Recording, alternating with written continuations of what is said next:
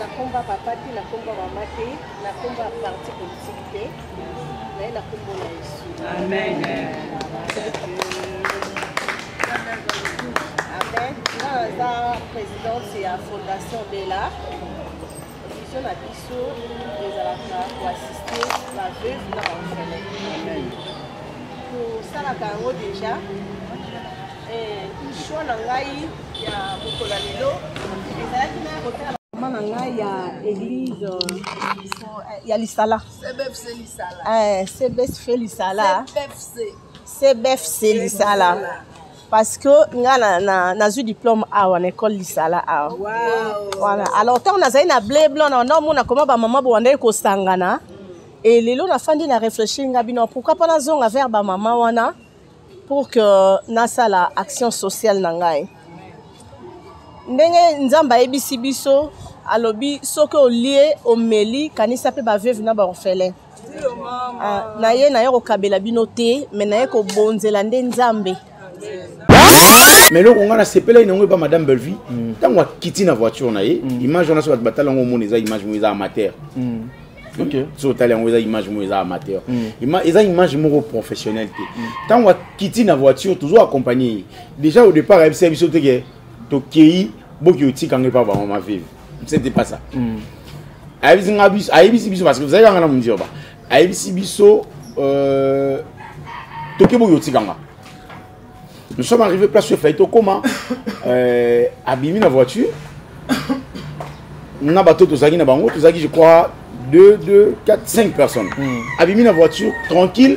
Alors c'est diriger place mon boy, au besoin de mon place on a ils au souka. Tu avances moi 2, 3 pas à Yebisi Biso Boy pour filmer. Sûrement peut-être à Yebagi sur Yebisi Biso. Beaucoup se préparer. Il y a la qualité, pour tous les images professionnelles. Très bien. À Yebisi Biso pour filmer. Voilà les gars la dimension. Et pendant que les gars la dimension, il fallait à subir. Injustice à subir pour que enfin le public se pose des questions. Mais Moutango comment ça se passe? Donc ceux qui azalaki na 100 personnes dans talaye année 2022 na 2023 qui est touché na fin nango il y a eu plus de adhérés que na année précédente. Si j'ai dans plus de faits sociaux, on va vivre dans la réalité na biso quotidienne. Et premièrement, deuxièmement elle est plus basée dans la leçon morale, dans la éducation. Sur l'hôtel, le film est plus plus basé dans la leçon morale, dans l'éducation. Tu vas comprendre que le film est riche. Mais pourquoi le titre Oyotangi est paraître le chef d'œuvre? Parce que selon mon humble avis, 2023 est année il une autre ascension pour Madame Bellevue. Ils ont acte très louable en tout cas, ils ont acte pour ça qu'ils n'ont pas réfléchir. C'est-à-dire acte ça la raboyer. Ils ont acte qu'on a eu ça m'a tapé quoi. Et ça les bien. Moto azu ba moyen na ye. Ah oui non, tous en la fin de l'année, tout le monde va fêter ba na ngoti. Ah oui. Aïe azu bon une enveloppe parce qu'il y a mon enveloppe on a. Tu vas sur 40. Oh ça est là bango. C'est la servitude en fait. Ça fait partie de la servitude. Et ça compassion mais ça fait partie aussi de la servitude. C'est-à-dire moto ça likambo. Na idée il faut na sunga bateau. Mais ça dépend maintenant na retour, flèche de retour et cause à la veille. Comment faire adhérer? Na batoya libanda oyo bazana kati ya ba réalité oté ba adhérer na ba scénario na biso. Très bien. C'est ça la touche que l'a ajouté. La touche de voir comment est-ce que je peux mettre en lumière réalité à société na biso mais na bamboka mosusu. Et pas na biso to viva kaboyi. Très bien. Et pas na biso to kanisa kaboyi. C'est cette touche là qu'elle est en train d'ajouter.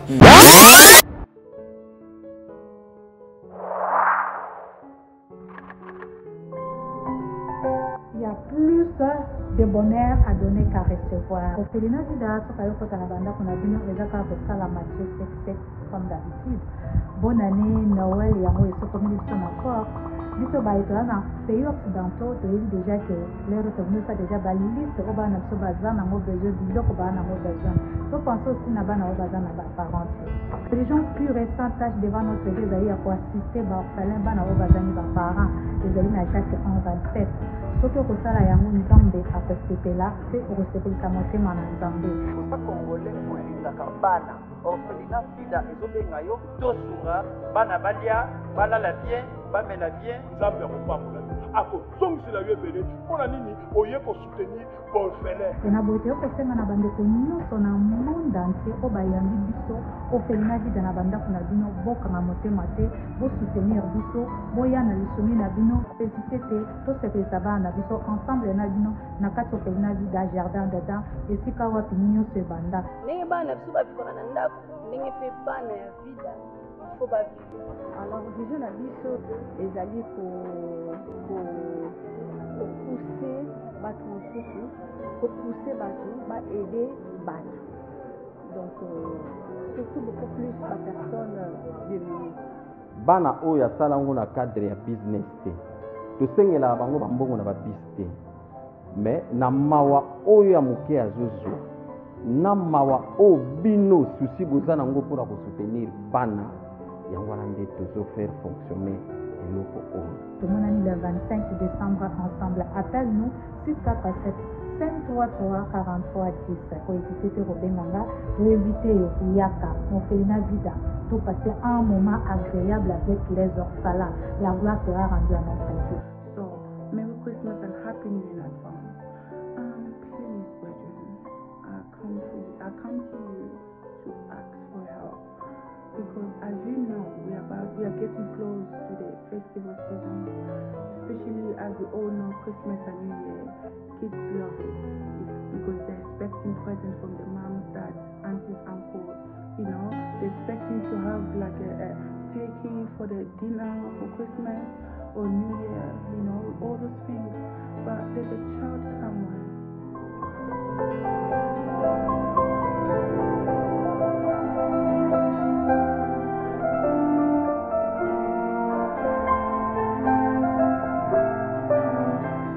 Vous êtes sur Top Media TV.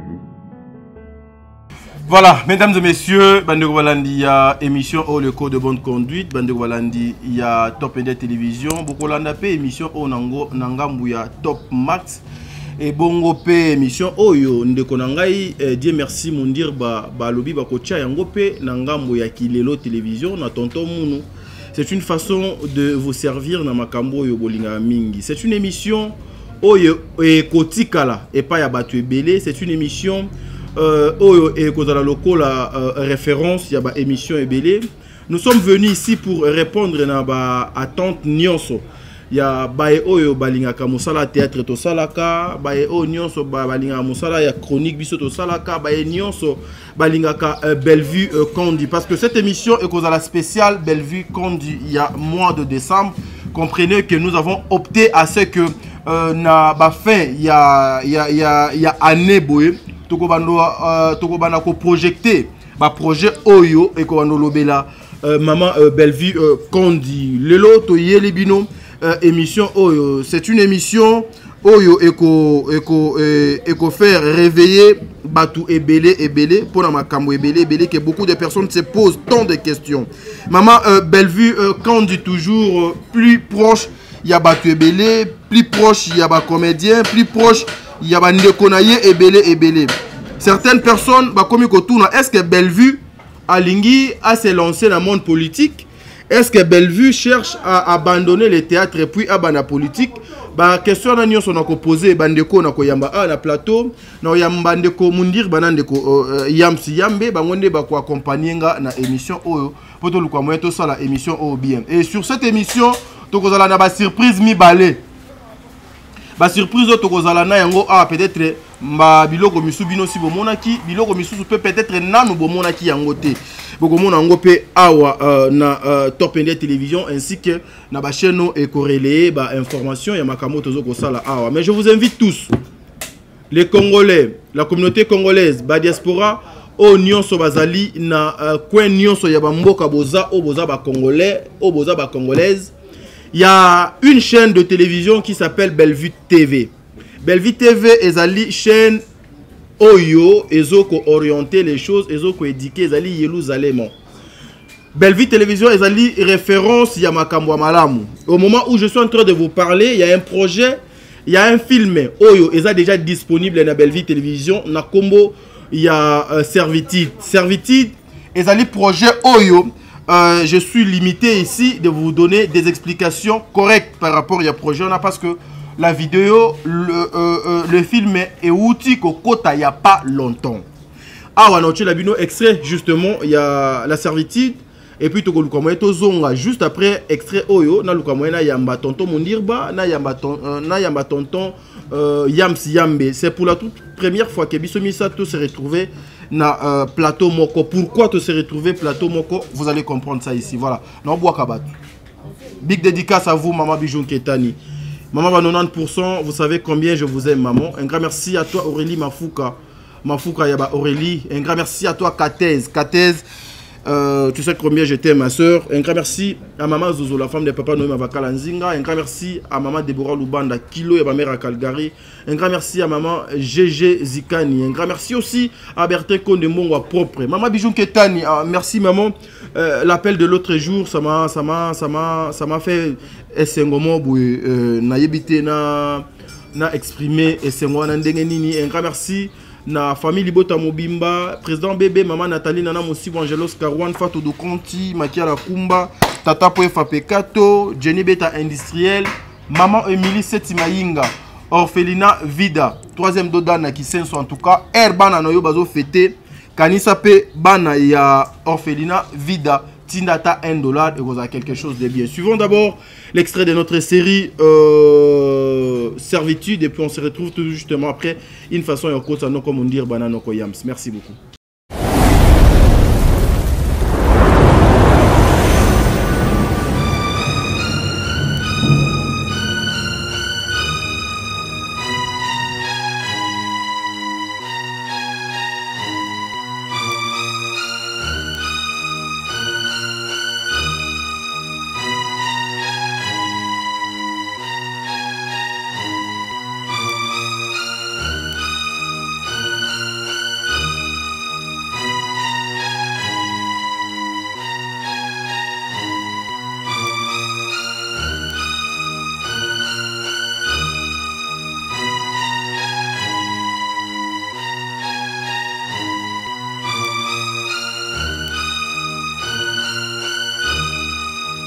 Yana waza cadre de la place, la société monde de la place. Voilà. Yo, il est dans l'obligation. Il est dans l'obligation de faire mais pense à prendre à ton frère. Lui ne sera oncle, lui ne sera oncle. Où tata n'a été? Tata n'a zati yo kadi sur la tata ne. Naze mi goûte zala tata te bon yo luka tata siko kopi.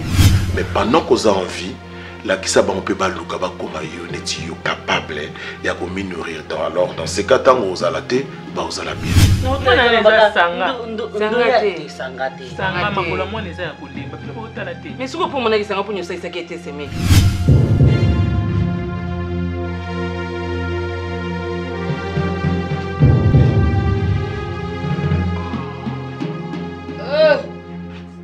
Allez menangai. On dirait que tu es là qui est au côté. Molingo s'acharne dans le bateau au côté. C'est un problème. Papa malamu. Papa malamu. Attends moi na sali ma bako beta ma opi mele bloka oliate. On a pesi bango za bloka olia. Yo za moté ma bébé. Oh yo toi le zando. Yo pumbo kala. Totala ni bo meto ndeko. Totala ni parce que bolali na ye alamuki. Biso tala kiti. Yo soko sala kate luka musala po ale. Yo sala wa. Boyo yo comment kolinga tengana salisa famille nanga tangu na salisa bande kono bayaka a point ndolo bakate mona bomba ya sur la salisa bande kono ngai ne ko bi problème ko kabola ngote soza mwasa biloba loba okosuka kwa batu baloba ka basani c'est quelque chose comme ça le pas yana c'est ça ma bé donc après les dit kuna baraka munga ubaki mimi munga katani baki miye na bariki na miye na nena kumbafu mibino.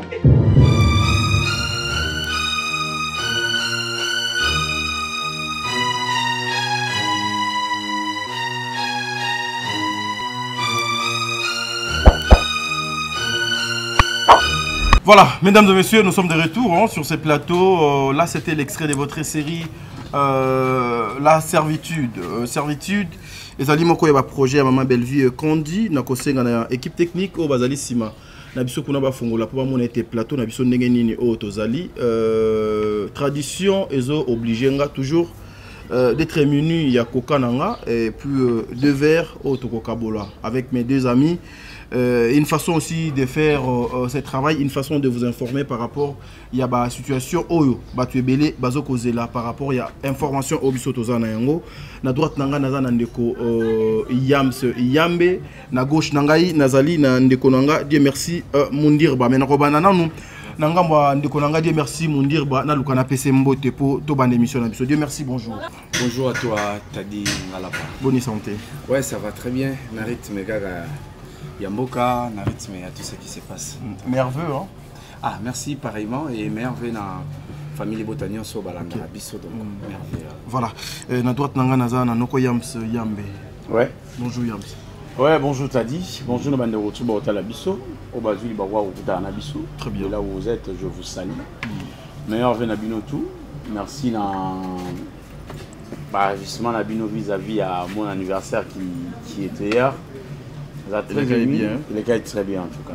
Je suis très flatté à Olaxa qui est dans la deuxième famille, la famille. Il y a foufou nangaï, foufou nangaï, na poisson, na soso, na makaya boasalakindeki, na whisky au bout, na poulet mayo, na poulet mayo na liagi. Alors il y a des tabac, on a avancé pardon. C'est bon. Na tabac na poulet mayo. Olingi autour à d'abord dire coca aux omoki. C'est bon. Avançons. Voilà. Merci beaucoup. Je profite de cette occasion pour saluer Maman Diasona depuis les États-Unis. Je te salue. Maman ma chérie à moi, c'est Canada plutôt. Maman Diasona depuis Canada. Je te salue. Maman Zozo, moi c'est Papa Noé Mavakala depuis Canada. Je te salue. Et Maman Emily Setimaïnga, moi c'est Nzambe Orphelinat Vide. Dans la 3e de la route principale à Kissen, sur Avenue Kinzo la 49. Et c'est puis Orphelinat Vide à Jardin de l'Enezali. Tout est déroulé dans l'orphelin, tout est dans Banawana. Bien, d'ailleurs, moi je profite de cette occasion pour vous dire que pour vous informer que nous avons fait une vida le 25 na Rolexa journée Mbakuna ngai na bana na ba master en tout cas to zala kuna to meka to liana bango ata blogo yo et za ya bisoté ko za ya bango mais to liana bango ata jina ko memela bango l'essentiel ça to liana bango ensemble ça sera quelque chose de bon pour nous accompagner idée à maman Emily Setimaïnga maman Sylvine Joline kana niango nango ya losako je te salue maman Claudine Bokatola merci beaucoup maman José Lousadissou merci beaucoup la maman chérie moi aussi je te salue aussi maman Chantal je te salue maman Émilie Penapesi Yombote na France et en tout cas vous avez belé tout va calculer va kabelanga moi $10 moi $20 vous êtes tellement ébélé Napesi Yombote na kombo Yesu voilà Napesi Dadjou je plisse et puis Anthony bazan a 3 caméras successives bon aux alarmants au four et au moulin, voilà. Très bien, voilà, mesdames et messieurs, la série continue. Les Alaki Bongo Ndeko Yams Yambe. Dieu merci, Mundirba, aujourd'hui, cette émission est cause à la spéciale Bellevue Kondi par rapport aux actions, aux actes posés par cette dame Bellevue Kondi. Nakansi la semaine prochaine, lorsque nous allons revenir ici, ça sera peut-être répondre au PESA bilan. Il y a Moussala, il y a Bellevue Kondi depuis le mois de janvier. Tindenge Tozokende pour tout achever année 2023. D'abord, un commentaire par rapport à extrait, il y a série Oyo Tukolanda na Kombo, il y a Servitude. Bon, je pense que déjà nous devons lire la série par rapport à titre et à film. Servitude, c'est déjà un mot très expressif qui explique moto oyo asale la kabato. Moto asale la kabato. Très bien. Donc, comme j'avais dit dans une vidéo, je vais le réitérer. Bellevue Kondi, on dirait, elle est plutôt en train de passer un message très personnel. Parce que Un message très personnel. Très personnel. C'est-à-dire que, vous savez, tu assistes à un spectacle où Babenga Bellevue Madame Kaba Kaba. Où il traita Bellevue de tout le monde. Il y a Bakenda Kuna Poba, Pesa Batumbongo et consort. Mais tu sais, il y a des gens qui voient les choses dans son sens, dans son vrai sens. Et na bateau bazaka toujours na intention de déformer le message pour nourrir intention, mauvaise intention na bango. Très bien. Donc moi, qu'est-ce que je vais dire là? Je vais dire par là. Elle a été traitée de tous ces mots et elle s'est dit je dois en fait c'est ma lecture, c'est pas la lecture, c'est pas ce que pense réellement Bellevue quand il met ma lecture. Elle va expliquer que l'olenge nanga ya coupé ça, c'est parce que j'ai ce cœur là. Donc c'est une série que moi je pense ça va refléter un tout petit peu la réalité de Bellevue Kandi. L'olenge nanga ya coupé ça, ezali na interprétation ya bato au baza positif, peut-être baza mokito baza belé, mais on va comprendre que l'importance de quelqu'un ou de quelque chose, c'est quand tu es capable de donner. Au moni, tout le monde a nzete manga important parce que le manguier est important parce que la mangue, le fruit, et puis sakabiso ombre pour nous battre mamali. Donc le fait de donner, azo salé la batu. Parce que il y a de ces gens qui se plaignent. Neni baton azo salé la bango kaka susu mutu bazo ya contrier. Neni batu mususu azo kabela me bango mususu ka bayaka ko fingaye. Il y a certains qui se disent madame Kaba Kaba a Kabaka pour que a ramener batu pemeni na ye. Il y a ceux-là au bazar de bon cœur, de bonne foi qui pensent que Bellevue Kandi partage parce qu'elle a un cœur qui s'est donné. Très bien. Et elle donne parce qu'elle s'est dit, je serai important, je vais contribuer dans la société si j'ai la capacité de donner. Et ces données-là, ce n'est pas seulement l'argent. Ces données-là, ça, film un peu sarabiso, thème ou exploitaka qui contribue à la famille et belé. Je pense qu'à toute la famille libo taïpi na consommateur nyon soya cinéma congolais et à toute la communauté, restez branchés pour suivre cette série parce que il y a beaucoup de réalités. Je vais insister dans la phrase nanga, beaucoup de réalités réelles qui seront exprimées dans la série Oyo Servitude, Oyo Touti Kolanda, déjà annonce nango. Très bien, voilà. Yamsi Yambe, au Baksini na makamondo ko Mundir Balobi. Bah, mais Mundir va tout dit presque. Il a détaillé des choses. Bon, moi je dirais félicitations d'abord à Madame Bellevue. Servitude écrit par Madame Bellevue, réalisé en esprit par Madame Bellevue, parce que film au scénario, ils allaient mokili ya moto asali azosala moto alokwa moto na scénario azalokwa nzambe asali mokili na ye oyo a placer moto na place na ye. C'est-à-dire l'inspiration et en fait makambo bato ba osala na kata scène ye moto opesa bango. C'est idem avec makambo bisoto loba awa et ou te pas nzambe opesa biso maïle, tu vois. Donc d'abord félicitations encore une fois et puis na équipe Mobimba ya Bella Production, ba technicien dans l'administration générale, en tout cas, félicitations. Très bien. Servitude. Et ça, c'est une manière d'abord d'édifier d'abord. Parce que moi, je l'ai dit à chaque fois, la télé, c'est pour édifier, éduquer et divertir. Mais je crois, cette fois-ci, Madame Bellevue, elle a décidé d'édifier certaines personnes. Parce que mon servitude, et ça, la kakanaba anglais à ma bête. Mon servitude bisoto yokango to tangango na kata Bible moto azo sali la bateau a ko finir toujours par cause mono de singe en fait bisoto zo ngo bongo. Or il y a certaines personnes au bon vivre en servitude mais d'une manière positive, s'il faut le dire. Moto peut-être a eu peut-être bana moro boinet ba ma emile a bana moro ya orphelin a bango sous 40. Or ça est là bango. C'est la servitude en fait. Ça fait partie de la servitude. Et ça, compassion, mais ça fait partie aussi de la servitude. C'est-à-dire, il faut un bateau. Mais ça dépend maintenant d'un retour, flèche de retour et cause à la verre. Est-ce que ça va être positif? Est-ce que ça va être négatif? Très bien. Madame Bellevue, bon, moi je ne vais pas aller vraiment de même assiette avec mon Dieu, comme il a dit qu'il a. Madame Bellevue, elle a voulu étaler comment elle est vis-à-vis à film Oyo. Bon, elle a pensé à mon Dieu, mais moi, mon qui n'a assez par rapport à mon Dieu, parce qu'il est allé plus loin, mais moi, c'est. Et ça a passé. Et tout le monde a salé la bango. fin de compte batango ba check il faut ba calculer négativement. Très bien.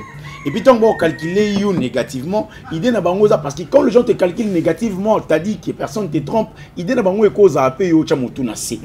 Oli-moi. On comprend oli-moi. Siko et ça raté que bateau non kabela bango fona la bango ke ngana moto na kabaka. Mais pas si ezaya bateau na kabela bango, mais ba revenir et pas na ngali susu na bambeli na mukongo, ba mutonga na mukongo, ba milangie katana déjà ezana makasi batu banga na mukongo. Parce que j'ai réalisé aujourd'hui le matin na ba écouter trop chaud là si j'ai mais na ce temps ko vendre na calculer moi lo mo. Nando kanze bo moi ready. Place mo lobby biso bazwa biso lokola mandala la basela biso na tango bisengo pe ya pasi na sima babwaka biso. Vous comprenez? Bellevue a le roi lindala la. Bango tout sans exception. Je dis bien sans exception. Même grande sœur na bango yo bango ba kumisa lelo le roi maratre na bango le roi la madre na bango ba kumisa lelo elle est passée par Bellevue. Il y a une sœur qui est passée à la télé pour dire qu'elle a lié à 100 $. À Bellevue. Nous avons le bango tout sans exception, baza redevable pas Bellevue. Mais Bellevue est redevable pas Moutouté na bango nyonso. On va parler de ça trois personnes donc. Ndeko Yambe mais toza kakawana parce que aujourd'hui il faut qu'on se le dise. Ouais. Ba maman na biso nyonso ba papa na biso nyonso au théâtre bazo ça là vraiment mosala na ndenge et longo bani mais ici j'aimerais assez que nous puissions réfléchir un peu avec na kibomutu na biso na kozonga moi sima pour vous citer film Le Monde ouais. Film Kin Makambo et film L'argent sale, film Le temps de la fin et puis film Éducation. Nazuna no kaka 5 films wana oyo. Bon, vous comprenez, hein? Je suis en train de parler puis micro peu de longue. En tout cas, no kitangwa kaka awa. Tu vois comment est-ce que on souffre? On travaille dans moyen de bord, de fois c'est trop difficile, mais on n'a pas le choix. Parce que tu as excellence. Voilà.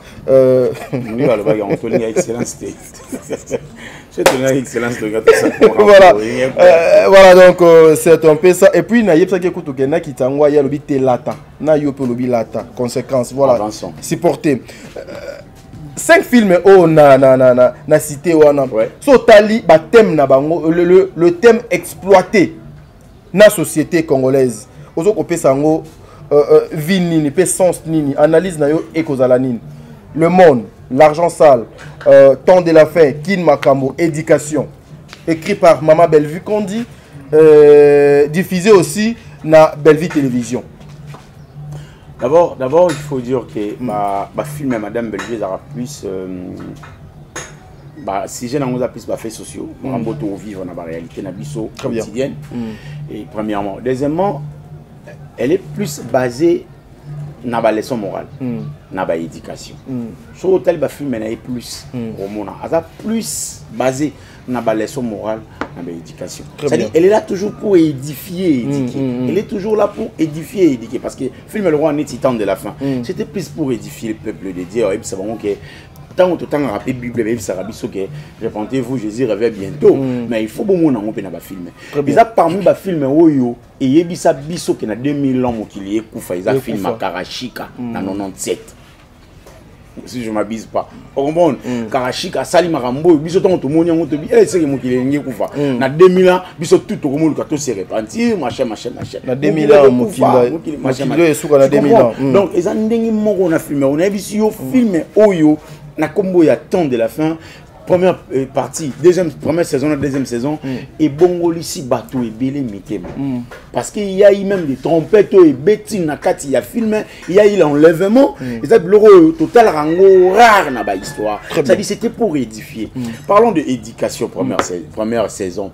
Tout le monde place mon d'Acosta Betty papa na Mbata. La deuxième saison, na réfléchir en lobby mais comment bossana qui a monté na scénario na a faire revenir Mbata au d'Acosta Betty papa et pas moi. Allez, moi Nanaye Junior, la deuxième saison, aïe, Robert papa Naye Dako Stambata. On comprend? Donc c'était pour dire que Magambo to Sala Lelo, on doit les payer ici. Tout se il paye faut pas ici-bas. calculer qu'il y a un foot quelque part. D'une manière ou d'une autre, on fout un Très bien. Donc, Madame Bellevue, on a un film éducatif, édifiant, qu'il faut tout aux édifier d'une manière ou d'une autre. Donc voilà. Voilà, mais Dieu merci, Mundirba. Juste kaka na logique oyo, obiso tozo kokende na yango par rapport, il y a un sujet oyo tozo kobeta lisolo mokolo moi lelo. Pensez-vous que maman Bellevue à travers ses œuvres, à travers ses œuvres, on a outu kotanga bakomwana, elle accompagne la société congolaise, elle contribue quand même na oyo etali mers ya jeunesse ya mboka Congo. Bon, je pense que notre travail, nyonso, est à la artistique ou autre, il y a toujours ce qu'on appelle le chef-d'œuvre. Très bien. Tu vois? Et ça, on a œuvre. Et ça, le quoi album, Mouto a bêti album, a bêti Banzembo 32. Très bien. Par exemple, 32 titres. Très bien. Mais quand il y a 32 titres, on a des titres Oyo, vraiment, et ça qui plus riche que les autres. Et je pense que le titre au Tanguy, ils allaient le titre Mingi au Salamina année au Tozali 2023. La majorité a le titre au Tanguy. Ils allaient le titre Salamina 2023. Je vais essayer d'expliquer moi ma communiqué. Tu sais, dans une vidéo que nous avons réalisée avec toi, j'avais dit on ne devient pas champion à l'entraînement. Et plutôt sur le terrain. Le terrain révèle juste le champion. Mais on devient déjà champion dans l'entraînement. Oui. Donc il s'est déjà préparé pour être champion et puis que s'est relevé et que s'est révélé plutôt sur terrain. Très bien. Na ring ndé a ko révélé bino ba capacité au azana ya champion. Très bien. Donc Madame Bellevue a été patiente. Elle a accepté de travailler derrière quelqu'un. A commis ba film ebele na Major Bisadidi oyo batu ba acclamé Major Bisadidi et certains d'ailleurs ezaki scénario na combat Major Bisadidi ça on le reconnaît. Elle était là, elle patientait, elle écrivait. Pendant qu'elle écrivait, elle apprenait et puis elle grandissait son expérience. Très bien. Quand elle a commencé son travail, abandi osaba film na yé et pas na yé morona nous. Sokyo lobby au bando zonga na ba film nyonso sala. Tu vas comprendre que ba film wana est riche. Mais pourquoi ba titre au tangi ezo paraître le la ba chef d'œuvre? Parce que selon mon humble avis 2023 ezaki année ya une autre ascension pour la Madame Bellevue. Très bien. Pourquoi? Elle devait être récompensée parce que Moussala Naye ezaki déjà en lumière. Na Moussala Naye a réussi kocha bandeko ebele na obazaki baleki na obazaki bayaya en lumière pour na ko répéter maloba o yam salobi. Donc ebele baleki na se ma colonne pour que ba comme en lumière lelo. Très bien. Mais seulement tu vois tant Nzamba linga tombola yo a préparé kayo. Le pasteur Atoms a dit na nzemonae oyo ya cache-toi alobi quand Dieu veut te alinga tombola yo azora toujours temps ya ko préparer yo. Bellevue bande déjà ça ba filmer naé. Ba filmer naé ba public ebele bande ko adhérer. Mais seulement a nzambe fa lekise na chemin ya ba insulte nyonso batu ba fingiye. Nzambe fa lekise na chemin ya makamo nyonso akutani nango. Pour que 2023 ezala année naé il y a plus d'ascension parce que ascension zaki déjà. Parce que muto za na lumière te akoki ko éclairer batu mususu te ba na sima. Très bien. Déjà zaki na lumière. Mais il fallait aller kana dimension mususu. Là to comme un peu plus spirituel. Fallait aller kana dimension mususu. Et pendant que les kana dimension wana, il fallait à subir bah injustice nyonso oya subir pour que enfin le public se pose des questions. Mais mutango asala kaboy comment ça se passe? Donc ceux qui azala qui na 100 personnes bando talaye année 2022 na 2023 ti est touché na fin nango il y a eu plus de adhérés que na année précédente. Très bien. C'est pourquoi même au moment na ba maman ya famille Libota quand nous avons annoncé bah émission Nabis Oya ça la promotion au déjà Yam Siyamba de Maraki que nous aussi nous allons adhérer bientôt, nous allons emboîter les pas bientôt. Au moment que Batubazo Sengaka bossa la paix analyse ya film tel film wana ezalaka bien parce que ngazu bapel ba mamé belé film wana ezalaka bien titre tel mais batubatalaka yango pene belé tende ba otala lelo. C'est-à-dire quoi? Madame Bellevue a été préparée. Très bien. Dans le coulisses tant ou abandi ko exercer musala na ye asali ba filmer o eza à la hauteur ya Kin Makambo. Très bien. Bien que pendant que sala ozo grandir, pendant que sala ozo grandir, mais asa ba filmer o eza na hauteur wana. Mais seulement 2023 ezaki année il y a plus d'ascension, il y a un sali qui ba titre au tangi eza plus en lumière que ba filmer o asala qui avant. Et na kati ya ba filmer o yotangi na o asala qui avant, il y a toujours la société qui est interprétée et qui est interpellé face aux responsabilités. Très bien. Ah oui. Net exemple oyo yam sapesi awa d'accord tabeta tata nae ye mona nae ayeko betaye. Ça explique quoi? Ça explique le karma. Ça explique nzembo ya so na tenga ko mama dilo ayam soseka s'il te plaît. Ça explique nzembo ya papa na biso madilo aloba mabe o to sala ka ose e ko futa maka ose. Ka ko benase. Bolamu to sala ka ose e futa ma o likolo.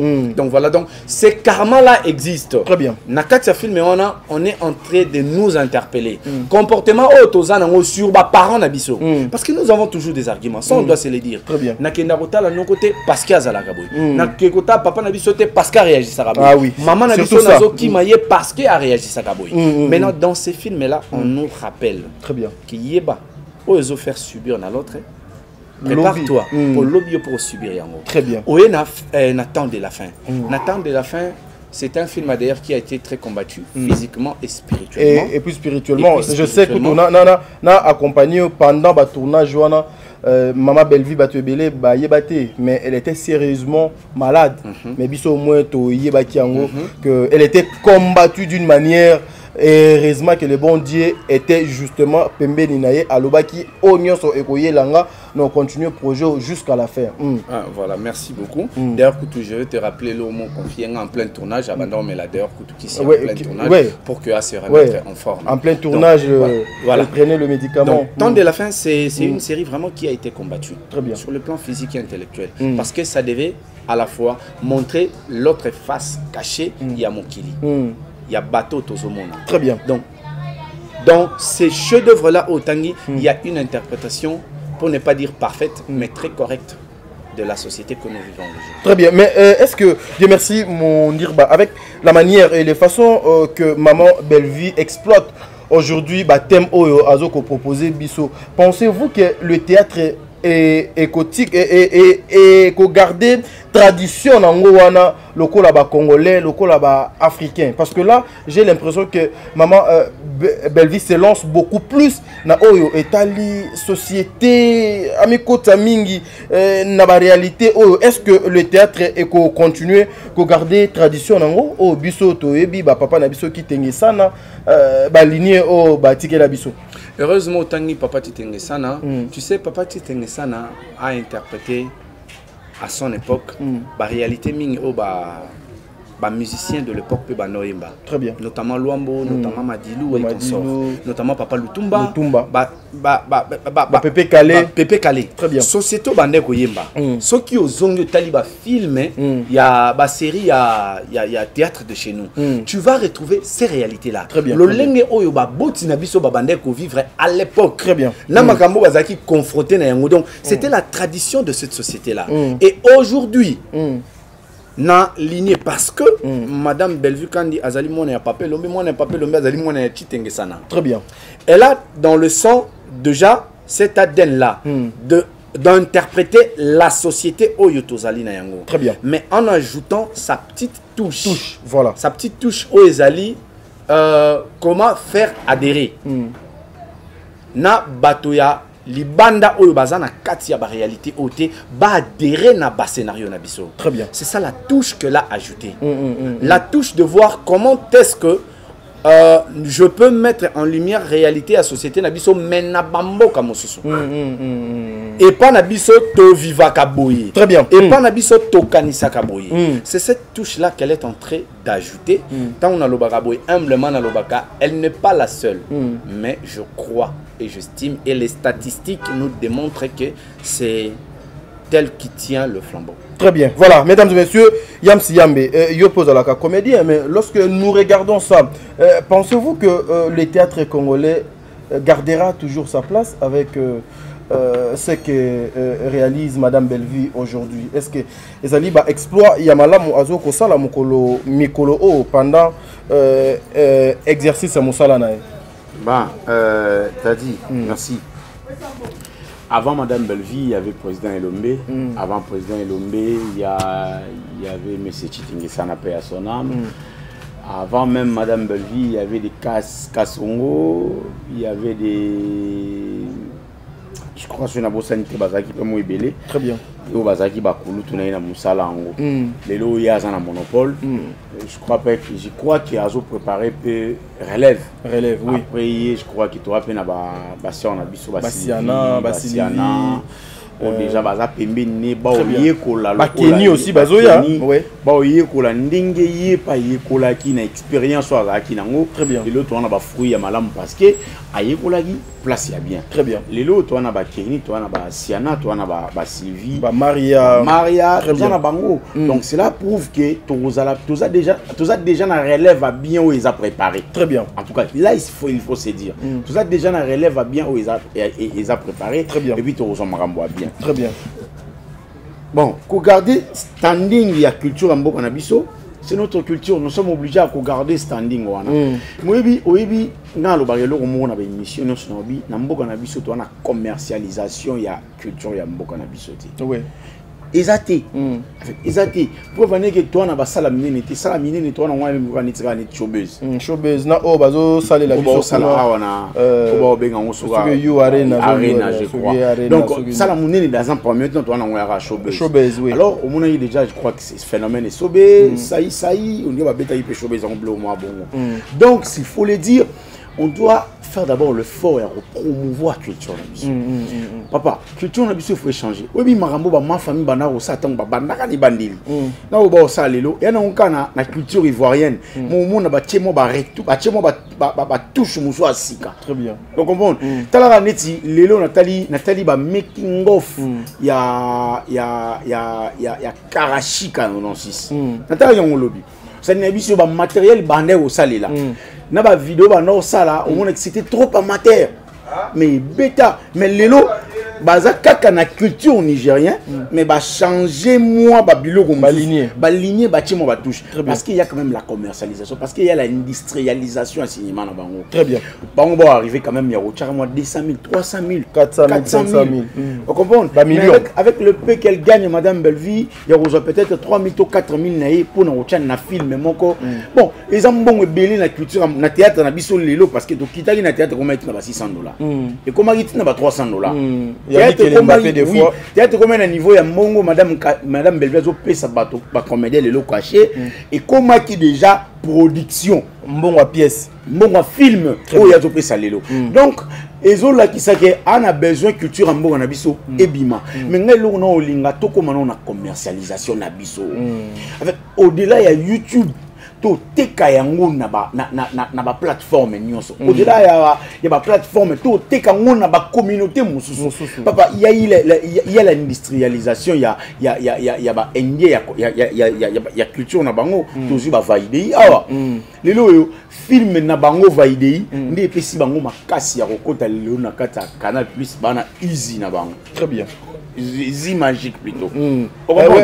Bana zi magique parce que ngana biso yo na bi à part avant Vaidei bazana ba film banda obundana mais Vaidei ere beti et puis si bango etekama awa na mboka na biso to teka yango awa ebele toza ba africain o comprendre donc check je suis Vaidei etekama awa na Angola etekama na Gabon etekama imaginez ateki combien en Afrique et lelo eza sans service ba africain ba komo teka libanda il y a ba angolais no mona bango il y a des West Africains ba Camerounais il y a bref ils en ba africain ba teka culture na mboka na bango libanda mais biso to par contre to teka culture na mboka na biso libanda par la communauté congolaise seulement ça dit si un Canadien autant la biso parce que fille moi bala Canadien mo boy Canadien na obligé au talango parce que moi c'est au talango. Très bien. Aïe voilà langa moi c'est naï. Mais to linga to komana industrialisation on a en fait. C'est-à-dire Canadien a la possibilité à côté la biso sans en relation avec Congolais. Ah oui. On comprend. Et tout le monde le temps la relation tena ba Camerounais mais tout à la bango. Toi la relation tena ba Angolais mais tout à la bango. Très bien. Toi la relation tena ba Nigérien mais tout à la bango parce que il y a la commercialisation et l'industrialisation. Moi je pense que Nalingana intervenir dans ce sujet. Allez-y. Mais tu sais cette politique là existe mais et ça n'est appliqué. Et ça va voler belé. Non, le grand public n'a pas accès à ces informations-là. Parce que ce que programme, par exemple, le Kola, Maboke TV, je salue l'effort Yabande Konyon Subo Salakuna. Maboke TV, Azarana Katia, Canal Easy. Easy, Azali. Azali na Canal Plus, oui. Easy, Azali, Leki a Canal Plus. Heureusement, vous rappelez que Maboke TV, Azali na Canal Plus. Oui, Canal Plus. Ezali bouquet yaba parmi multimilliardaires yamokili. Le problème c'est quoi? Le problème est que cette politique là existe. Il doit y avoir aussi la volonté. D'abord il y a Bissomoko artiste, et puis la volonté politique pour que cela soit appliqué. Parce que na ba plateforme ebele to tamboli. Toza na plateforme mongo ababenga dab. Si tu vas là-bas, tu vas filmer. Et ça, tu as YouTube, et ça plateforme, tu as YouTube, et ça plateforme, tu as Netflix, et ça plateforme, tu as Bilog et Belé. Mais le problème, c'est quoi? Le grand public n'a pas accès. On a un programme où tu diffuses un canal. Et ça, acheté. Et puis, il y a un programme où juste le droit de diffusion, pas les droits d'auteur. Très bien. Mais le problème est que comédien Azali n'a accès, comédien est belleté, ni Azali n'a accès à l'information. Parce que quelqu'un qui amène son film, on lui donne $800 par exemple. Ben si va diffuser. Il y a kanisi que politique on a biso to kanisi que politique on a nambo on a biso ezakate za kalibanda te. Moto a payé $800. Azape congolais. Aibi que programme oyo ngana bandote kango 45 minutes par exemple $100 par diffusion. Donc ce qui moto a payé ngai par exemple 10 épisodes. Nga na payé $800. Ngai na diffusé 45 minutes na $100 ou $200. Donc je gagne déjà le double. Et puis ceux qui n'a rediffusé en haut. Donc même montant au bapé senga yango, même montant au bapé senga les sous. Maintenant nous le grand public, le grand groupe, nous n'avons pas accès à ces informations là. Yango mona moto ba cheye ba rediffuser azo CP là ba rediffuser ngai. Mais azo baté moto a rediffuser ana à côté simbo. À bénéficier BD. Yango monique bazaka ba che filmer et leki ba bandeli ko cha yango, donc chaque diffusion on a ses payé. Voilà. D'ailleurs, même StarTime ici, ça c'est pas une information à cacher. La diffusion de 45 minutes chez StarTime paye $50. Imaginez ce que yo mimi film maintenant la chaîne moi StarTime. Au moins la goutte sous footing bon. Mais y a une diffusion bala moko bongo a gagné $50. A rediffuser a gagné $50. Donc ceux qui a diffusé épisode numéro 3 fois, il a gagné $150. Très bien. Voilà, donc c'est le grand public qui n'a pas accès à cette information. Voilà. Il y a un autre mot, le roi industrialisation, on a Ezali, Ezape Awa. Mais balingi ko pesa biso accepter parce que ba ebike moto a fongo la misu. Or Ezali musala oyo. Ba manager faut basala. Très bien. Dieu merci mon Niraka, on a même logique parce que cette question est posée par beaucoup de personnes. Le loto confirmé les artistes comédiens il y a Congo bazalaka organisé ba luka koyebate nini o basala pour maintenir stabilité na secteur na bango ezala bien organisé parce que peut-être cette question au commun nango est un peu compliqué sur notre union lokola yo comédien combien des artistes oyo yebi ba protéger ka ba œuvre na bango na République démocratique du Congo oyo baza ba comédien peut-être au kotangelanga même ata 3 comédiens té mais bozo ko lelaka que non nous devons biso toza na besoin l'état a sala boy l'état que ne boy l'état azonga boy pendant que vous-même à l'interne vous n'êtes pas encore prêt pour être accompagné par des choses sérieuses. Bon, je veux répéter Maloba Yam Salobi. Très bien. Yam Salobi, to comment un niveau mon oyo madame Bellevue azo futa moto caché et comment un mon est habitué à filmer. Donc et là c'est que théâtre et je suis taki. Mais lelo so ki mbongo oyo bande ko sala projet Mobimba et comme mbongo ya moto moko c'est qu'il y a de l'évolution. Très bien. il y a de l'évolution. Ça veut dire que Tolongwe na niveau le plus bas, Tobandi ko évoluer quand même. Donc si on va dire que ce qu'on veut mettre en défi, na c'était Léo ba congolais oyo ba protéger ba œuvre na bango, bazali belé, je vais te citer comme James Lukezo. Je crois que tu connais, il diffusait sur TV5. Série en comme on a Kanizara na bandot tourner en France, Belgique et consort. James Lukezo, il sait protéger ce projet naï. So zu bande ngona biso logo ba Moindo. De son vrai nom ça existe. De son vrai nom c'est Moindo. Oya sala Ndakisa. Ndakisa. Le réalisateur c'était Chopper. Un ami à moi aussi, Chopper. Chopper connaît ces principes-là. Chopper protège ses projets. Chopper donne le droit de diffusion. Donc ça veut dire qu'il y a de l'évolution. Bazali o bazana accès wana. Mais je te dis, t'as dit ngala pa musala oyo tobandi ko sala sikoyo. Parce que ngala kono lobaki tobandi ko sala sikoyo. Il y a ko éveiller l'artiste comédien. Et zala qui a la portée à bateau. Parce que je vais, c'est une question oyo posée nga c'est trop scientifique, mais moi je vais aller aussi, je ne dirais pas descendre, mais na lingina pe ça mon exemple mo ya polémique na kati pour que permettre à bisoto avancer. Comment se fait-il Yams a jouaka et pas Nangai? Mais bateau yo bayaka ko défendre ngai ba finga Yams, mais Yams a continué à jouer pas Nangai. Mais nga continue dans bateau. C'est une maladie. C'est une maladie. Mais aujourd'hui, très bien. Ata bateau nyonso na nous ba adhérer na alarme auto bêta. Mais beaucoup déjà va comprendre qu'on ne peut plus accepter de se faire insulter, humilier. Et puis toya ko continuer ko travailler na motoana. Très bien. Yango monique ba ngombe belé ezo koya. C'est pour dire quoi? Information oyo. Ba James Lukezo bazanango, ba Chopper bazanango, bandeko mususu pe bazanango. Mais ebele tende bazanango. Très bien. Mais mosala tozo sala oyo. Lokola déjà to komi capable yako rappeler cerveau et artiste et comédien que tu ne peux pas permettre à un chroniqueur afinga bandeko na yo. Ba o bazana no bana ya satana bazana no côté kuna.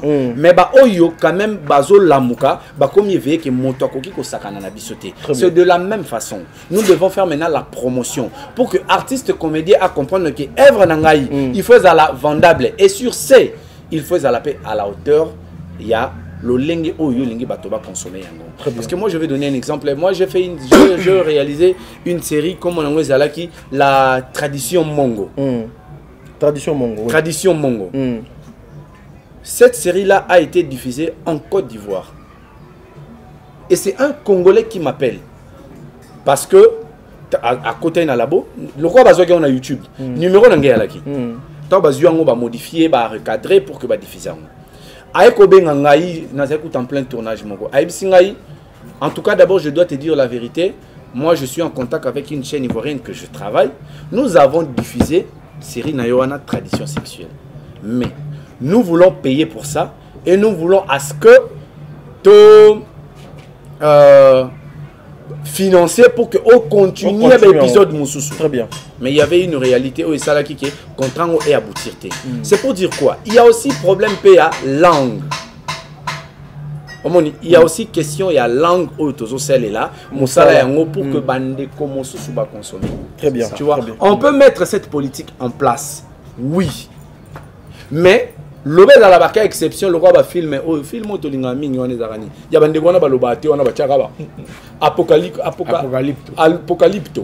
ba lobate ba ko mape na langue to comprendre té mais to landa film ka ba signe wana za ba camera exceptionnel. Très bien. Mais en vrai pour vendre une œuvre cinématographique il faut tenir compte aussi ya monoko oyo ezoloba mana ba mboka mususu. Très bien. Yango monique même Makambo Belé et zappé en doute parce que les lots ont un problème il y a une nomination sérieuse qui va nominer biso na ba grand trophée na ba Oscar parce que mon sala tozo ngopé na langue o est accessible était na bamboka mususu pour que ça la consommer. Et il y a aussi le facteur il y a population parce que ceux qui OK na bamboka na mususu bien qu'il y a la misère mais aux homona par exemple il y a 60 à 70% de la population au bazan a accès na électricité bazan a accès na internet donc ils peuvent consommer ba œuvre na bango. Très bien.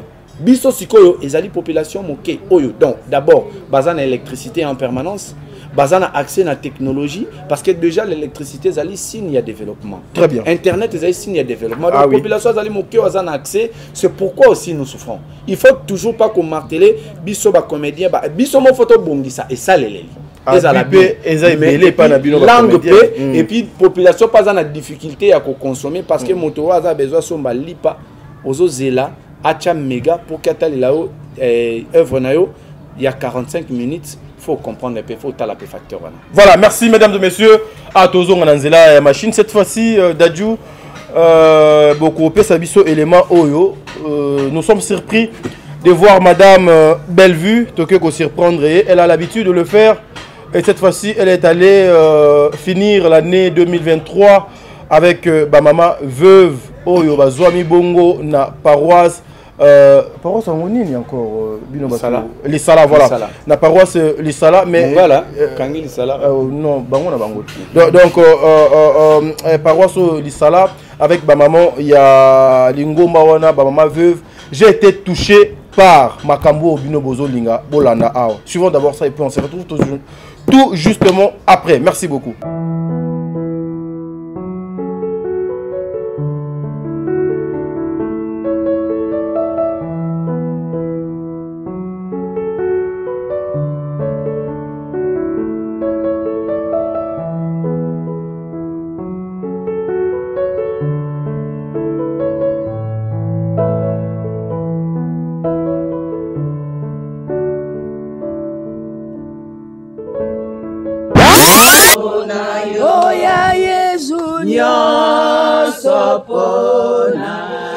Sopona yo lelo na pesi la kakosalela oh yebe makambo nyonso mpe mposana mi tata nyonso pona yo yango biso lokola ba mama veuve to pesa elaka ya kosalela yo po soki to kosa tango na sala makolo non sa menete to kobika bilembo to so bika na ntango yo komonete mwana na biso elenge akanisi ete ba mama veuve bazalaka pe ba monaka pasi o lokola mama na ya monaki en guise de reconnaissance et de souvenirs père de gloire yango ya sepele ko bongisa pli oyo pona ko ya nango e pa na biso ba mama veuve lisala tikete yawe nzambe o pambola kana li pambola na chagrin te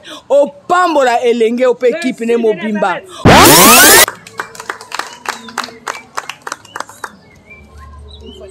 merci beaucoup merci équipe na tout droit na mitema ba mama oyo moni ba fandi awa tant tozo mona biso baboti tant tozo bokola bino malamu photo bika ba fruit ya boye mwana akoli bien na sama kola mama na ye na yesu elongo ba fruit ya bonde moni samaka bongo biso lokola ba mama na eloko to kosenga na okaka nzambe amemo musika amemo pe siko yongo koma komisa yo oyo sali ba mama CBFC sala ngo pe na ba mama veuve mususu nzambe wana atikala na nyongwa mutu te akutika kobosa na yote nakomba papa te nakomba mama te nakomba parti politique te naye nakombo na yesu amen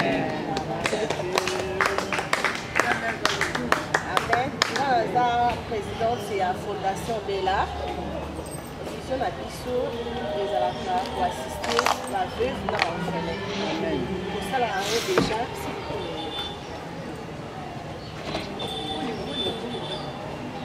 salaka yango déjà choix na ngai ya kokola lelo ezalaki na kotala mama na ngai ya église ya lisala CBFC lisala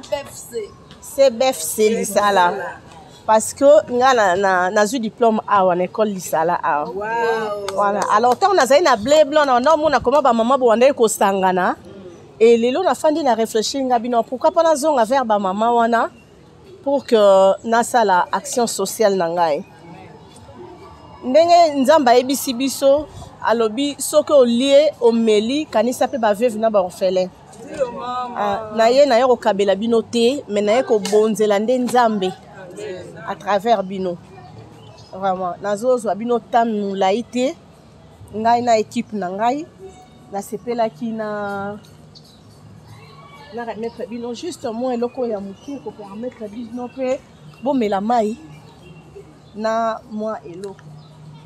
Maman présidente. Je remets mon enveloppe. Maman présidente et maman boni boye vraiment. Oh! Merci beaucoup. Naza moi na bino. Naza pe orpheline. Naebi pas si o ba veuve ba yo kaka. Parce que nga maman bokolinga azaki vraiment veuve. Papa tiki nga nazali na 3 mois. Ti na koli abundi et nandenge nzamba bengaki. Alors esengo na ngeza so na mona bino pe bwana esengo. Merci beaucoup. Nazo kende déjà. Nzambe. Merci. Nzamba pambola bino et c'était juste ça. Merci beaucoup. Merci beaucoup maman. Merci botondi. Biso a une église à Lisala to travailler na ordre. OK. Nga nazali maman présidente ya ba maman veuve. Mais tozana maman na biso oya kambaka biso ba maman nyonso. Ba maman veuve, ba jeune, tozana maman. Bon maman ngwa kambaka biso ba maman nyonso ezali maman diaconesse nono. OK.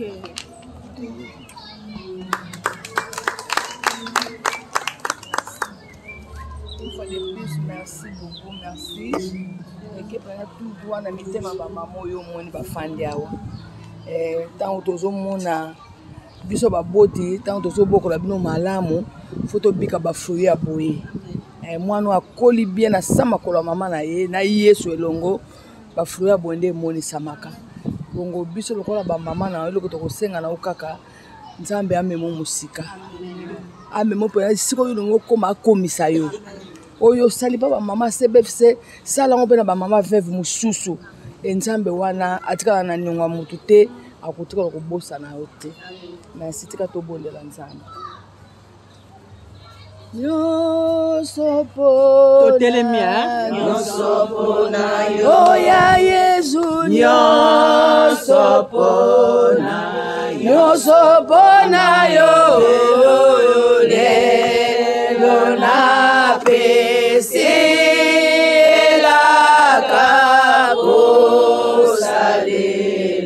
oh yebe makambo nyonso mpe mposana mitema olingi kopesa seko esengo mpe elonga nyonso pona yo oya Yesu nyonso pona nyonso pona yo lelo na pesela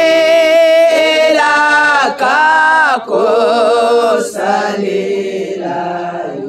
tata nyonso pona yo yango biso lokola ba mama veuve topesa elaka ya kosalela yo po soki tokozala ntango tunasala makolo no nzambe nde tokobika bilembo tozobika na ntango oyo komona ete mwana na biso elenge akanisi ete bamama veuve bazalaka mpe bamonaka mpasi oyo lokola mama na ye amonaki en guise de reconnaissance et de souvenirs, Père de gloire.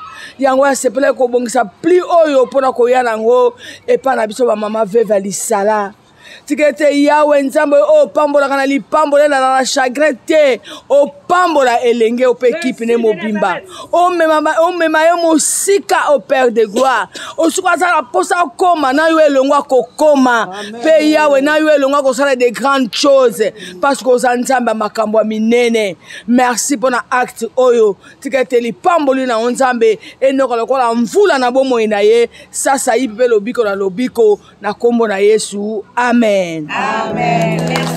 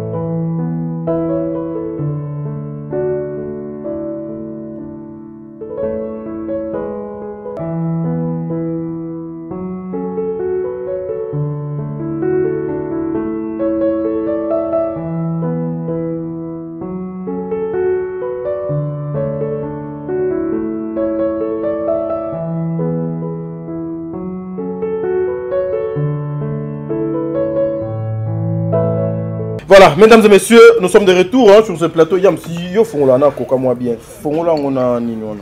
Na moni a tu komi tango ya ba coca. Joa papa. Joa simba ve. Bon tu le coca.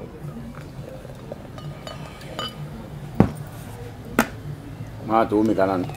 O mesurer. Non, mesurer te eza kenape sibino déjà. Nango chimuki. Oh, za mokoloko. Mais pour nous recevoir qui mokolo na rosenga bino yo baksinda na mulangi, yé pas yo baksinda. Ya binotaire? Pour nous l'accepter que na responsable. Eza ya binotaire. Mais là quand ndambo ba pesio. Voilà. Nous sommes de retour déjà sur ce plateau mesdames et messieurs. Je suis surpris pour cette vidéo. Mais naza surpris pour la action ya maman Belvité, je précise. Parce que ce n'est pas la première fois, ni la dernière fois. Mais des fois, je me pose des questions. La motivation, il y a maman Oyo. Et ça la canine. À chaque fois, à pousser à Pembeni, il y a Bandeko Oyo. Yams, Dieu merci, mon dirba. Nalandi na moi mouké, maman Belvia Lobby. Ngai, natanga pe ao. Papa a koufa pe a kenda depuis kala. Mais atika ngana maman. Naïbi souffrance. Oyo, ba maman veuve. Bazalaka na yango. Na ye lelo na silisa ane na bino to lia to fêter na bino na tikeli bino enveloppe. La motivation pena ya Belleville lorsque vous regardez ça et zalaka nin c'est la bonne foi, l'esprit il y a partage, vivre pour les autres, c'est quoi exactement motivation ya maman Belleville à zalaka nango surtout na ba initiative à boué. Bon, moi je pense que bateau bata la vidéo bah au moins que ngai na Yambe très bien compagnie qui est en fait nous avons vécu l'événement d'abord tant que commis à lobby naibi qui besoin a besoin éléments mais faites de votre mieux et à la mondialité et puis et à la tango nazo pesati parce que na osalango te po nazana besoin batu ba mono na osalango parce que na yebi histoire nanga na yebi nzela ona l'équipe na koma atabisiko na komi très bien. En fait moi je dirais déjà acte wana nous avons relayé ça pour nous encourager bandeko nyonso oyo peut-être bazaki na initiative ya kosala yango bazaki na courage te ba monake ezali acte moko très louable. Nous avons diffusé ça pour nous retalisa pe bandeko mususu. Très bien. Moke ozozwa yeba ko kabola na ba maman baza ba veuve, ça ne passe pas que ici. Très bien. Même na ba mboka mususu sous d'autres cieux, ça se passe bisika bato ba sista ka ba orphelin, on a moto akei na homme de vieillard, on le voit, on l'a vu avec le président Poutine pour na kende pena musika tango accéder qui akenda ki kota la ba veuve et consort. Très bien. Tu sais motema ya kopesa c'est un don. Ah oui. Donc yo awa bato bazo solo la mambo eza ya malonga ozwi vie opesi na koyiba mais o vini vraiment nzambe na ya solo makambo eza c'est allons-y mon ami, vas-y bangala iba ya mo c'est bien ça. Voilà yo au réfléchir bien on a battu ça au réfléchir bien mon ami. Merci. Alors, donc Kokaba ezakado Kokaba ezali lolenge ya moto. Tu sais quand l'âme est pure elle est vraie. Ah oui. Et on ne cessera de répéter que même la plus belle femme du monde ne donne que ce qu'elle a. C'est qu'elle a. Outio lobayango awa azalina ya libosote. Nous avons vu na anniversaire ya madame Bellevue quand rien n'était prévu à part que partager avec les orphelins. Avec les orphelins. Et les enveloppes qui ont été distribuées ces jours-là. Nous avons vu awa na mboko même bateau ba finga madame Bellevue akenda ko assister bango na ba moments les plus difficiles. Bakanga qui na matanga azaki na problème, azaki na difficulté, notre là na kutu témoignage ya maman moko basaki émission pena yambe alobi ngai bato ba sanga Bellevue chaka ona ba filmer na ngai ya yo na ba filmer na été mais boyebani bien Mais ce qui importe pour moi, tant on a une difficulté, Batouba quitté, Bellevue a yaki, a pessingaï quelque chose, et pessingaï, sens nazoa équilibre nangaï nabana. Très bien. C'est l'essentiel. Et les cas, nulle part. Nulle part. Caméra pèse à la tête. Caméra pèse à la tête. Très bien. Donc il y a deux actes comme ça. Na oyo a outil composé avant on a qu'on rendre visite na président Charlie Videlon que je salue et je souhaite un bon rétablissement. Nazo Yawana, très bien. Mon toit messani ko pesa. Ata za nango 10 yo za nango 100 a préféré l'on l'a mis balé na oaye. A pesa yo. Ce qui a Monica que yo souffrir. Donc d'abord, aussi qu'on répétait on va dire né à lobby à tanga école de sala. Maman kufaka, papa tikalaka. Donc ça veut dire que elle a vécu dans ça. Ayebi o ileka. Ayebi combien de sacrifices maman salaka. Ayebi à combien ça ezaki bango luxe qu'on soit assistance. Il y a modèle wana. Ayebi que c'était un luxe. Très bien. Donc je vais rendre la tâche pour ne pas dire que oh apesi ba maman on est ici pas si na bango yemo lobi na maloba na ye, mais c'est pour dire que bandeko ba maman na ko sala yango parce que tango bisope tozaki la main tendue pour que to senga na yebi et sengoni to bandeko yoka tango moto a na loboko. Très bien. Voilà. Donc voilà. Ndeko Yamsi Yambe, réaction no et kozala nini Maman Bellevue et puis na moni ba mama na ko lobanza ba pambola yo mona na biso patati patata mambobe. Donc mais tu as confiance à ça. Ah oui. Donc non mais je suis entouré par mais je sais pas en tout cas. Non, c'est bon. C'est bon. Tu peux évoluer.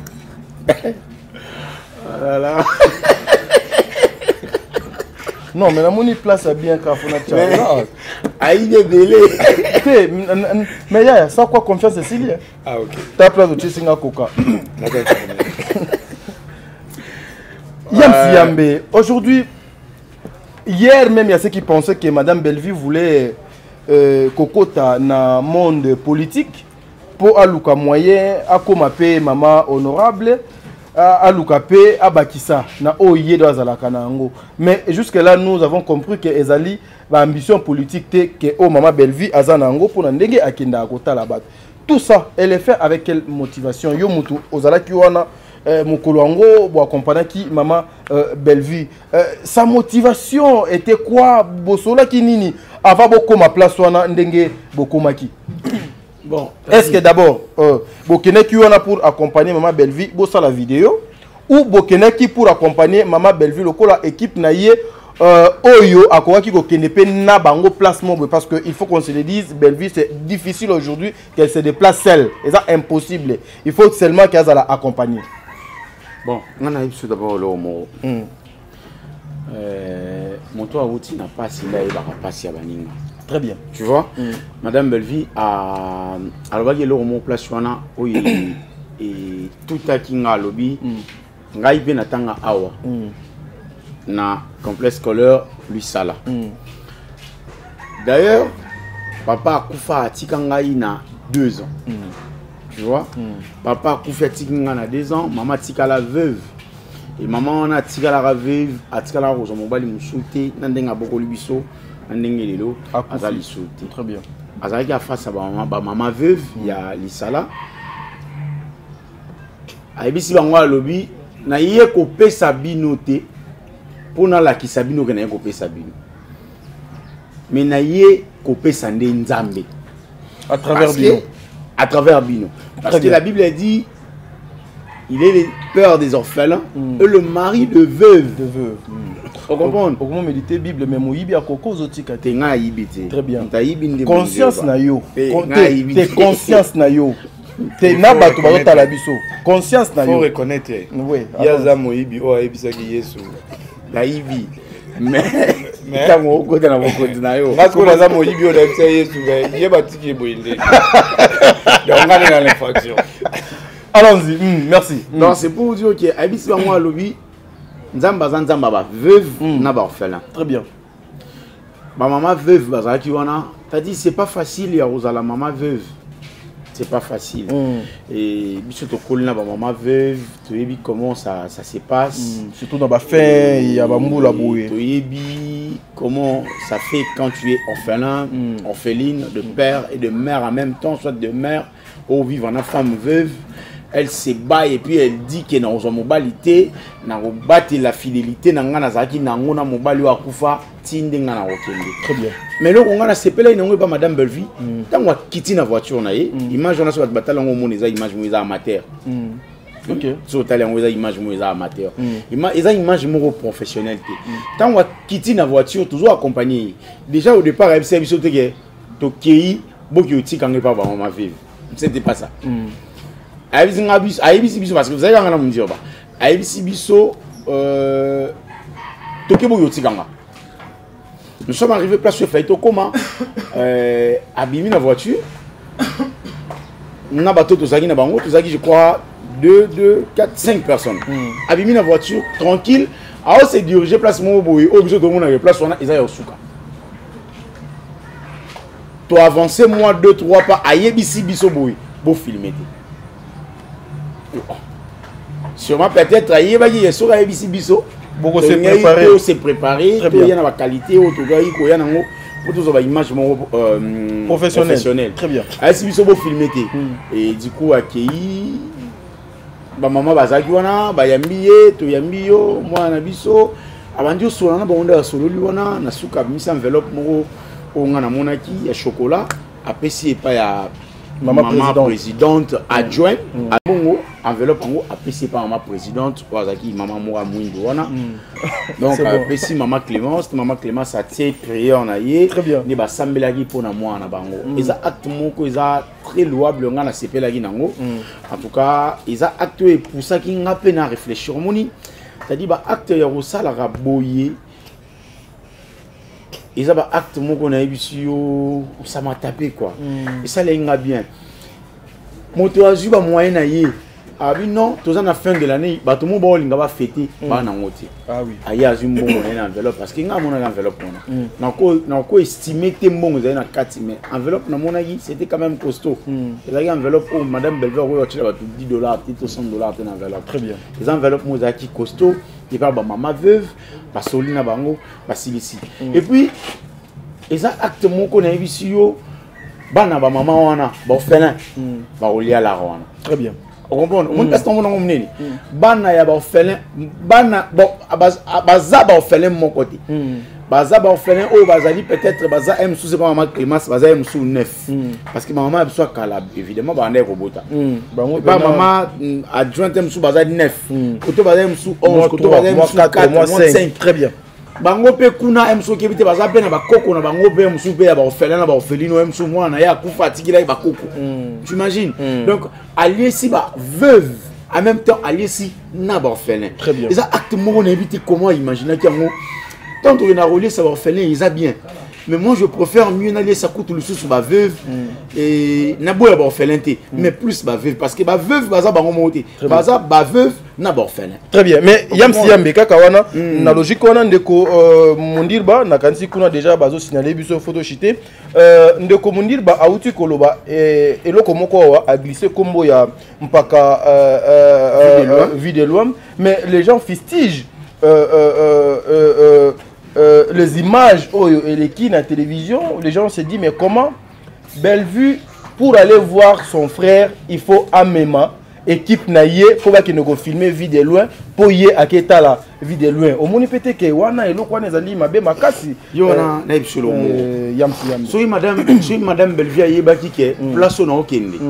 Parce que ce monde ba maman ngo baza vraiment c'est baza ibelete en fait ba maman vevo baza ki belete très bien so ki ayeba ki na okende place oyo bato ba ozali belete alinga yebisa bisote to alinga ka tchana mutu na ite place obo en fait encore tika akokai ko yana ba matériel te encore tambo na biso atamboli na biso na idée to kebo yo tikanga très bien to débarquer brusque tant to avancer biso bo filmer te nena loba nini nena loba Ce qui arrive, c'est que tu as filmé, on a préparé, tu vas aller belé pour l'honneur. Mais c'était quelque chose que même Bissot qui revient dans le côté, tu as dit que le roi Bissot, maman Bibo, tu as dit que tu as dit que tu as dit que tu as dit que très bien. Et ça, tu as dit que tu as vidéo. Vidéo, tu as dit que tu as Bissot de filmer. Et puis c'était filmé, et ça, une image amateur. Et filmer, on va comprendre que c'est une image amateur. Ça, une image, il y a aussi ça. Parce que tout ça, on a besoin. Tout ça, on a tout cause où on a tout diffusé en tes archives. Mais on doit quand même avouer que Madame Azo Salamou Salamou Oyo, Batoba Salango le pour aller comme député. Batoba Salango le pour aller comme conseiller municipal, citoyen municipal, la municipalité de Lembato Yangaba, Yawa Piché de l'habité. Il y a au Salango sans sous-bassement, ça au Salango na bolingo nano ya moto vers bateau. Très bien. Acte malam bien. Voilà. Ce que le bimangambou ya vidéo monsieur vidéo l'artiste mais comment ako que notala yaya na ye ndeko na ye faut batuka baba no filmer pour bacha na télévision. Non, déjà batu faut ba yeba. Madame Belvi azana bato ba lobela raye. Mais là aussi c'est communicateur proche. Vous comprenez? Na kati ba communicateur wana tadi so bazate mundi ba so azate yam sa ko accompagner Madame Belvi. Madame Belvi yam sa ko azate mundi ba ko accompagner. Et demain, Sarah Tola, n'a pas de il y a pas situé Mibali, oh, peut-être Madame Belvi. Mais ceux qui ont battu bien, place Wana, il y a un communicateur mon côté. Il y a Madame Belvi. Très bien. Les images au monde en internet, il y a Madame Belvi et pas à vie de loin, et Zali va image où il y a pas à Soudiata. Rappelez-vous bien que Soudiata déjà il ne fait pas il y a vidéo loin à soir ba vidéo pour la sabato parce que ba rumeur va non c'est les vidéos à profit vidéo ba gele mbasu likolo pasuki ba mbakate likolo Soudiata kenda a vidéo à diffuser on nga diffuser très bien. Mais Madame Belvi Marina là-bas monsieur Dacosta Moutina coach ba yibi pas vidéo loin parce qu'il pas vidéo ils allaient sur kitina na macadam na prince ba ipasi il faut prolonger si kuna moto et kotara mais la voiture est kotara. Très bien. Vous comprenez? Par conséquent, il fallait qu'il ne ba accompagner na ba moto ba mati ba moto. Ba komi kuna vidéo est circulé bon déjà vidéo Soudia a déjà bimi si téléphone na yi. Et Belvi ça a été Soudia ta kata non. Mais sa vidéo na yi peut-être elongi à Belvi et cause à la paix $1. Très bien. Tout $2 na chaîne à Soudiata. Ndengo cause à paix $1 tout $2 na elongi nanga. Peut-être été elongi à Belvi na chaîne à Soudiata ils allaient $1 tout $2. C'est une manière au lobaka. Et pas nga pesa $1 tout $2. Déjà soki monege il faut filmer na nya ko pesa yo côté 200. Très bien. Voilà nga on a côté vidéo en côté mais je crois que na côté même na suka écoute la nga bata moi 50. Très bien. Bref, ils ont déjà elo muroboy oyo ça n'a rien à voir avec Madame Belvi. Très bien. Atambolina communicateur na yé atam mon côté. Très bien. Il faut informer bateau. Nous avons une structure, il y a Bella, on a évité la marina là-bas, ça a une structure, il y a Bella. On dira Zalaga. D'accord, ça a une structure. D'accord, ça a un comédien. Soudia, ça a un comédien. Bango comédien. Accompagné qui Belvi va tout à l'année qu'on a bango et puis Soudia a accompagné qui Belvi parce que Soudia a une maîtrise, Belvi a une maîtrise et pas la vie de lointain. Mais Soudia au moins il y a qui n'est pas bango. Mais ceux qui battent balingi bazou on a caractère il y a qui n'a pas bateau pour amener ma caméra non vidéo on a bateau ba monage bimaki pour salut tour du monde ezali il y a téléphone il y a Soudia tamaniata très bien dit et puis vidéo oh andeko ba moni Madame Belvi na centre Lisala église Lisala c'est fait ça donc vidéo wana eza vidéo oyo ngai mutu ba nego filmer soki batali yango bien ba omona mundi baza plus kenga après un moment na yo zo mutu na pesa téléphone na ju téléphone na pesi pour nga ba mona na pena zagi na kotika la voilà Dieu merci mon dirba ça n'a de trop maintenant pourquoi Maman Belvi toujours quand elle arrive quelque part il faut que les images aient ça là. D'abord, il y a une quantité de lumière sur Madame Belvi qui n'est pas négligeable. Donc, tant que Toloba Belvi, Tozoloba, la propriétaire de la maison Bellard. Bellard Production. La grande maison Bellard, cinéma Il y a République démocratique du Congo.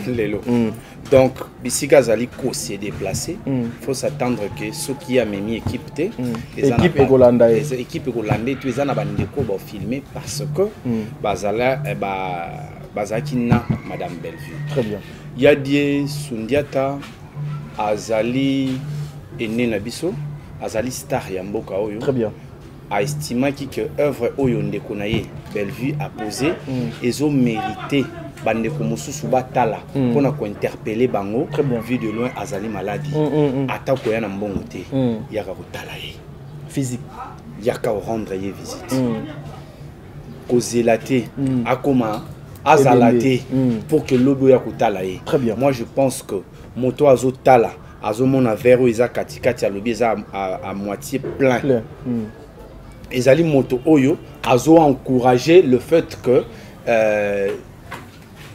Ene Nabiso, Sundiata Maniata, Azwa vidéo et puis a publié. Très bien.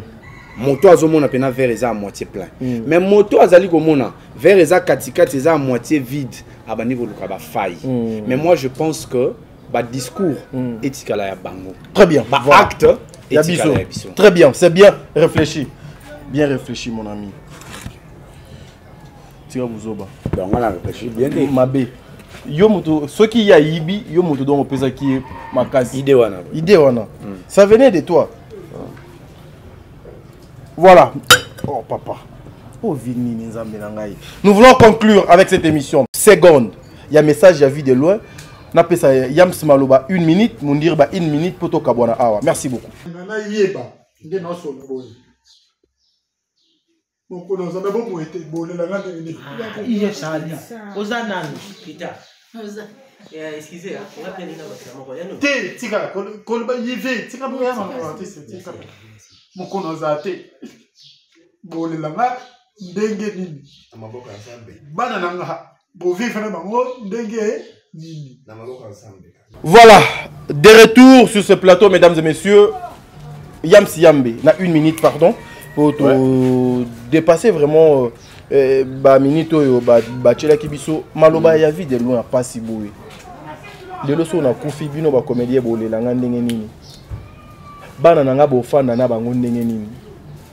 Message nini vie de loin alinga qui a passé et pas ya bande ko na ya théâtre. Message à vie de loin, il est clair, il est net. Parce que vie de loin c'est dit que dans la famille où ils ont famille artistique, dans la famille où ils ont des comédiens. Mais c'est fait que sans la vie de loin, il y a matanga, il y a maladie. Et bimi et tamboli, un comédien bayete. Oui, oui. Vie de loin a passé message à Olela. Tu sais pourquoi? Dans mon toit vie de loin, il ne pensait pas que mon toit aurait eu allait belge. Ah oui. À chaque fois, on a tout dit. Et puis, ça visite moi qui surprise, ça qui brusque, bah, il va poutir. Bah, bengiete, bah, il maman va salir bon. Très bien. Donc, à l'obien on a mawa, à calculer bah comédien où il y a bandé qu'on s'attendre que bangé bah au talay. Au comment? Bah y était. Bah y était. Monsieur Soupeso, sakanité ba benga pété, malgré ba yoka vie de la maladie. Ba yoka benga pété. Ceux qui n'azate beaucoup vivre na banana. Pour un message ponga papa déjà tala ndenge bozo salanga. Voilà, c'est pour dire quoi? Ceux qui bo mona pas nanga meilleur na bino musika. Combien plus forte réseau et pas banana nga baza ba meilleur binoti. Alléluia. Mais Ronald qui le dit on comprend? Donc il nous ça, ceux qui bo mona musika et pas nanga camarade Nabino, tu as la place, mon tu voyager, tu se retrouves dans Angola, tu as la chambre, mon corps. Et pas dans camarade Nabino Moussika. Combien plus forte raison il y a banana au bino, boye binabino. Très bien. Donc c'est nous là que ça n'est. Ceux qui vivent de leur koufi, banana batika parce que ils et pas na bango, ba ofanda wana. Je souhaite pas, ba ofanda wana. Tant ba ofanda wana, comédien non yota la bango. Pitié. C'est ça le problème. Voilà. Et puis à lobby le monso à lobby soki lelo na kufi bole la ngai ndenge nini Tu sais que c'est profond. Ça, en tout cas, Ndelo et ça les passe. Tu sais, à un moment, ce biso ne se trouve maladie. Ça arrive en tout cas, et pas mon tonio. So, ça maladie, au coma, au canisamo, makambo belé. Très bien. Surtout biso à toto boti, hein? Ah, papa. Mon Dieu, bah. Surtout biso à toto boti, tu comment on mingi bana. Non, tika bana ngandeni. Bana ba vivre. T'es sûr que c'est là, biso batona to boti te. Ceux qui t'ont obéi là, tu as quand ta famille de éthique à la dernière. Non. Quand il faut quand ça là, il faut quand sa famille. Mais quand quand ça là en famille, t'es quand ça là en ban. Alors comprendre. To quand ça bongo. Et puis arrivé là biso t'as dit au monde to comme na niveau mo to comme ko tube la masumu na biso moko na nzambe. Nzambe limbi sanga ne lo mo na saki. Ça dit moto nyoso soka beli akomaka na moi bo bangi ya liwa. Très bien. Peut-être il se disait ça. Ano lobake ah ngani na kufa me bala nanga. Il se trouve qu'il y a déjà mon toit la maladie peut-être il y a secret na pota avec alobe makambona a raisonné qui est belé. Quand même ba comédien bango on a besuka ba kei moi ça vit de loin ndumba machin kaka ba comédien ami tu ne ba question est belé tia lobi bongo mais quand l'occasion s'est présentée ya obenga ya kutana ba comédien ou akutana na bango il était obligé plus tard rolobake ceux qui l'on a confié bon les langues nini. Très bien. Est-ce qu'il y a toujours la même considération bozaka nango calaveur ngai ceux qui l'on a confié ba nanga botika na bango nini. Est-ce qu'il y a toujours la même considération bozaka nango na bana nanga tant tozalaka na kauka tout temps tozalaka na triomphal vous avez la possibilité à kobeta tout repas nanga mais le na comme musika na mitendi en tout cas c'est voilà. Nayo Tokabwani, 1 minute. Je crois que le message a été très bien interprété par Yams mais je ne veux pas mettre trop de commentaires. Il a tout dit sur ces sujets, mais moi, tout ce que je peux dire, Bandeko, vu quand il a commencé, Bisso Bao Totikali, parce que tous les comédiens, notamment Yams, tu as emboîté les pas pour que tu aies là, vu de loin, avant que tu aies regretté le message au APC, où Yams a interprété correctement. Et voilà. Voilà. Un dernier mot, qu'est-ce que les gens peuvent retenir pour le passage dans le grand plateau, il y a Mokolo Moalelo. Je pense que au Bandeko Bako retenir, Tozobunda, Tozali na ring, la bataille Eza Makasi, parce que il y a beaucoup de gens qui ont passé temps et belé dans Banti Valeur. Aujourd'hui, au moins, nous ne sommes pas plus corrects que les autres, mais seulement nous voulons refléter Oyo Am Nabiso Ezali. Donc, donnez-nous encore Mato Inabino. Beau continuer pour relayer le message au Tozo passé, comme la fin de l'année. Nous avons commis Sibiso Awa. Pour na beau to komi Awa. Rappelez-vous que année qui facilité parce que ça bande ko belé batiki biso sur les chemins. Merci. Bolé samato inabino nabiloko oyo et ko nourrir am nabino et non nabiloko oyo et détruire et suyer am nabino et suyer et détruire na éducation ya bana na éducation ya batata na éducation vraiment à tout le monde et à tous les comédiens. J'ai dit merci beaucoup et je dirais merci à toute l'équipe. Naebi keso natangi ba kombo et kozala moi moulai à toute l'équipe oyo. Bah, ton marché ensemble, Nabitumba Oyo, ce n'était pas facile. Je ne veux pas oublier Prince Luamba, je ne veux pas oublier Bianca, je ne veux pas oublier Pams, je ne veux pas oublier Samigra, je ne veux pas oublier.